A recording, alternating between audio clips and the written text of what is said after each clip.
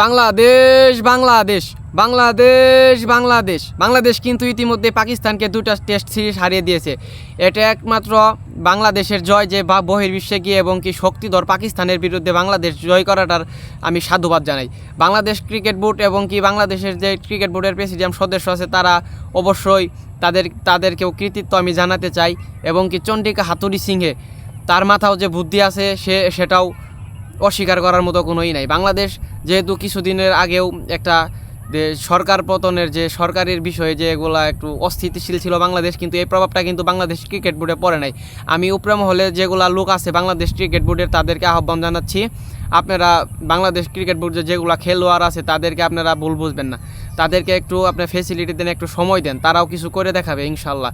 বাংলাদেশের লোকজন, বাংলাদেশ মানে বাঙালি মানে একটা ঐতিহ্য, বাঙালি এরম কোনো কাজ নেই যে না পারছে, শুধুমাত্র তাদের কাজের প্রশংসা এবং কি সঠিক জায়গায় সঠিক কাজটা উপস্থাপন করার অভাবে।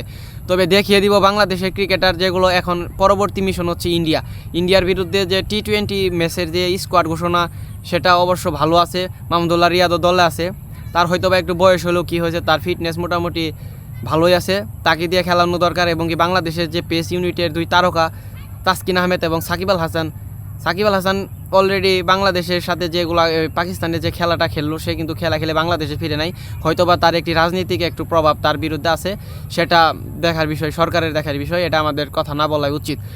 বাংলাদেশের পেস ইউনিটেও 2 জন কিন্তু তারকা আছে, মুস্তাফিজুর রহমান এবং কি তাসকিন আহমেদ, তাদের প্রতিও আমার ভরসা আছে। এবং কি যে অকল্পনীয় যে জয়টা সেটা বাংলার মানুষ কিন্তু প্রথমে ভাবে নাই যে তাদেরকে দিয়েও জয় করা সম্ভব। এবং কি টেস্ট ক্রিকেট অবশ্যই তাদেরকে সাধুবাদ জানাই, এবং কি তাদেরকে আমি সাধুবাদ জানাই যে আগামী যে খেলাগুলো আছে তারা পর্যায়ক্রমে আরও বাংলাদেশের কিছু অর্জন তারা নিয়ে এসে দিবে।